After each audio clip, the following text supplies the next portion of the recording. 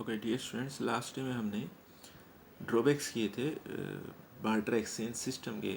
उसके अंदर हमने 3 ड्रॉबैक कर ली थी। उसके बाद थर्ड के बाद हम फोर्थ पर चलते हैं। फोर्थ हमारे पास क्या है? Lack of a system for future payments. Lack of a system of future payments है यहाँ पर भविष्य में किए जाने वाले भुगतानों की प्रणाली का अभाव।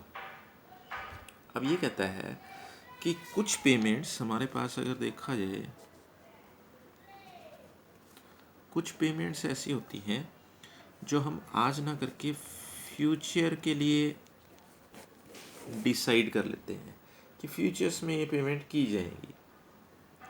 जैसे जैसे अगर आपने कहीं से सपोज करो कोई मकान आपने किराए पर लिया है, कोई हाउस है, कोई बिल्डिंग है, उसका रेंट देना है। अब रेंट तो फ्यूचर में देना होगा, रेंट तो फ्यूचर के लिए फिक्स किया जा रहा है। यानी आप नेक्स्ट मंथ में, नेक्स्ट टू नेक्स्ट मंथ में, नेक्स्ट मंथ में कितना रेंट देंगे। उसके बाद इससे अलग आप एग्जांपल ले सकते हैं। सपोज करो आप अपने यहाँ लेबर को अपॉइंट कर, लेबर को वेजेस देनी है आपने, वो भी आपकी फ्यूचर पेमेंट है। तो ये कहते हैं इस तरह की जो फ्यूचर पेमेंट है, वहाँ बार्टर एक्सचेंज सिस्टम में एक सबसे बड़ी प्रॉब्लम खड़ी हो जाती है। वो एक ड्रॉबैक आ जाता है बार्टर एक्सचेंज सिस्टम का। क्योंकि अगर आप मान लो किसी लेबरर को पेमेंट करना चाहते हैं, उसकी वेजेस देना चाहते हैं, और आप उसको ये कहते हैं कि आपको हर मंथ 4000 पर मंथ आपको पे किए जाएंगे। ये तो सही बनता है। ये किस में आता है? ये आता है आपका जहाँ पर हमारी करेंसी आ गई है, आप उसको 4000 रुपये प्रति मास का भुगतान करेंगे। लेकिन अगर आप बार्टर एक्सचेंज सिस्टम में अगर देखें, बार्टर एक्सचेंज सिस्टम में क्या करेंगे आप?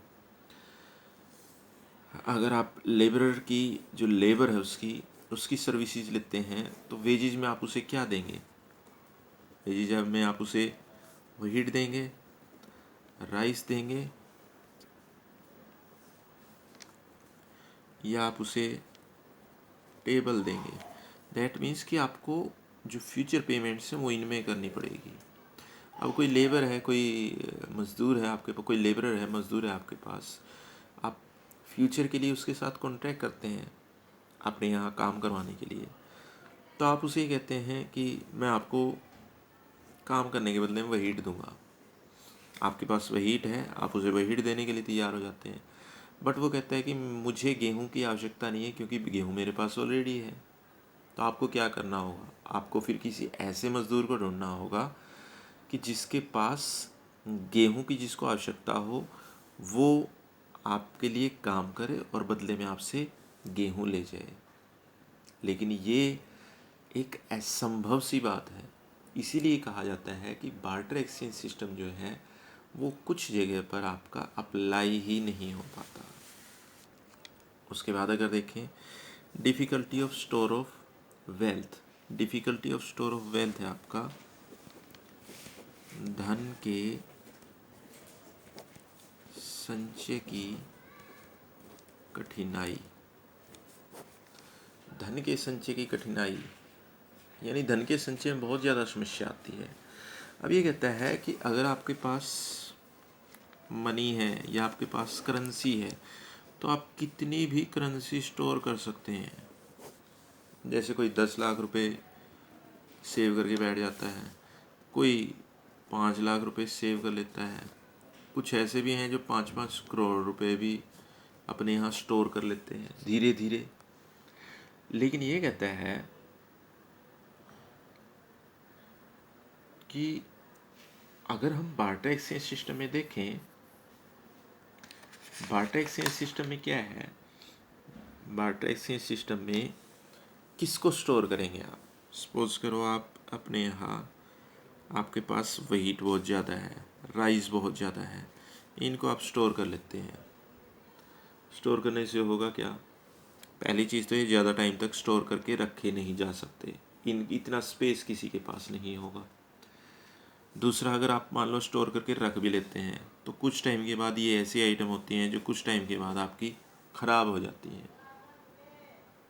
तो इनको आप स्टोर करके ही रख सकते हैं। बार्टर एक्सचेंज सिस्टम की यहाँ एक ड्रॉबैक आ जाती है। और एग्जांपल ले सकते हैं इसके अंदर आप। और एग्जांपल क्या है, मान लो आप इसकी जगह आपके पास एनिमल्स हैं। बार्टर एक्सचेंज सिस्टम की बात कर रहे हैं हम।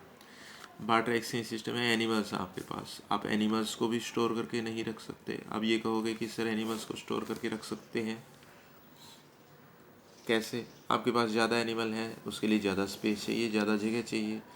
उनके खाने के लिए भी आपको फूड आइटम्स चाहिए बहुत ज़्यादा मात्रा में। अगर ज़्यादा एनिमल्स हैं तो उनके ऊपर खर्च भी बहुत ज़्यादा करना पड़ता है। तो ये कहता है कि अगर हम सही तरीके से देखें तो बार्टर एक्सचेंज सिस्टम में जो वेल्थ है, जो आपके पास धन है, अगर वो in the form of money, in the form of currency है, तो आप उसे ईजिली स्टोर करके रख सकते हैं। लेकिन अगर आप बार्टर एक्सचेंज सिस्टम के अकॉर्डिंग देखें, आपके पास अदर कमोडिटीज़ हैं, अदर आइटम्स हैं, आपके पास व्हीट है, राइस हैं, एनिमल्स हैं, इनको आप स्टोर करके कभी नहीं रख सकते।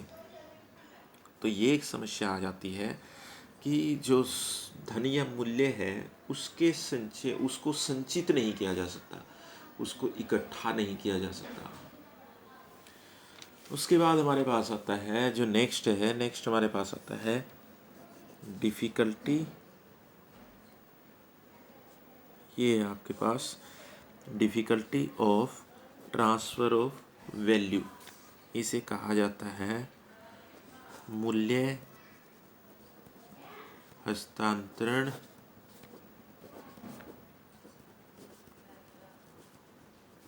की कठिनाई। ये है आपका मूल्य हस्तांतरण की कठिनाई। अब मूल्य हस्तांतरण की कठिनाई क्या है? ये कहता है कि जो बार्टर एक्सचेंज सिस्टम है, बार्टर एक्सचेंज सिस्टम में जो वैल्यू है, वैल्यू को आप ट्रांसफ़र नहीं कर सकते।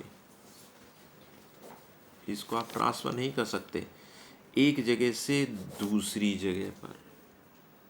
यानी जो हमारे पास कमोडिटीज़ हैं या हमारे पास जो भी आइटम है, उनकी वैल्यू एक जगह से दूसरी जगह ट्रांसफ़र ही नहीं हो सकती। जबकि करेंसी अगर देखा जाए ईजिली ट्रांसफ़र की जा सकती है। अब बार्टर एक्सचेंज सिस्टम में क्या था, हमारे पास तो केवल कमोडिटीज़ थी या कोई आइटम्स थी। जैसे आपके पास एनिमल्स हो सकते हैं, आपके पास हाउस हो सकता है आपके पास जो राइस है, व्हीट है, पल्सीज हैं, ये हो सकती हैं। अब इन आइटम्स को एक जगह से दूसरी जगह ट्रांसफ़र किया ही नहीं जा सकता इनकी वैल्यू को। जैसे सपोज करो आप अपना जो मकान है किसी दूसरी जगह पर जाना चाहते हैं, सम अदर प्लेस पर जाकर रहना चाहते हैं। आपके पास अब यहाँ पर आप जाना चाहते हैं, यहाँ से इस प्लेस से यहाँ जाना चाहते हैं। अब यहाँ आपके पास एक मकान है। अब मकान को आप मान लो बेच देते हैं। बेचने पर आपको बदले में क्या मिलेगा? एनिमल्स या अदर कमोडिटीज़ जैसे फूड ग्रेन्स, जो अनाज है वो मिल जाएगा। व्हीट का एग्जांपल ले सकते हो, राइस का ले सकते हो, पल्सीज हैं आपके पास। बदले में आपको क्या मिलेगा? ये आइटम। आप इनको एक जगह से दूसरी जगह कैसे लेकर जाएंगे? एनिमल्स हैं, वो रास्ते में बीमार होकर मर सकते हैं। ये चीज़ें हैं, ये रास्ते में ख़राब हो सकती हैं। तो कमोडिटीज़ के बदले में कमोडिटीज़ ही मिलती थी, तो उन आइटम्स को एक जगह से दूसरी जगह ट्रांसफ़र ही नहीं किया जा सकता था। तो जो हमारे पास जो वस्तु विनिमय प्रणाली थी, उसमें सबसे बड़ी समस्या यही थी कि वहाँ पर जो वस्तुओं के मूल्य का हस्तांतरण है, वो एक स्थान से दूसरे स्थान पर किया ही नहीं जा सकता। अब जैसे आपके पास सपोज करो आपके पास एक ज़्यादा क्वांटिटी में आपके पास राइस है। अब आप एक जगह से दूसरी जगह पर जाना चाहते हैं। अब राइस के बदले में आपको क्या मिल सकता है? राइस के बदले में या तो आपको एनिमल्स मिलेंगे या राइस के बदले में आपको व्हीट मिलेगा। तो आप एक जगह से दूसरी जगह लेकर कैसे जाएंगे? अगर आप ले जा सकते तो आप राइस को ही ले जाते, भाई राइस को ही ले जाते। फिर व्हीट को कैसे लेकर जाएंगे अगर राइस को ही नहीं ले जा सकते थे? तो ये सबसे बड़ी समस्या आ जाती है हमारे पास कि जो ड्रॉबैक्स हैं बार्टर एक्सचेंज सिस्टम के, वो बहुत ज़्यादा हैं। जैसे यहाँ मैंने आपको बताया, यहाँ हमने चेक अभी किया कि जैसे इसमें अगर देखा जाए कि जो मूल्य हस्तांतरण है, मूल्य हस्तांतरण नहीं किया जा सकता, मूल्य हस्तांतरित नहीं हो सकता। ना ही बार्टर एक्सचेंज सिस्टम के अंदर जो वैल्यू है वो स्टोर हो सकती है, ना ही फ्यूचर पेमेंट्स के लिए कोई कॉन्ट्रैक्ट किया जा सकता है। ये है आपकी बार्टर एक्सचेंज सिस्टम की कुछ डिफ़िकल्टीज़।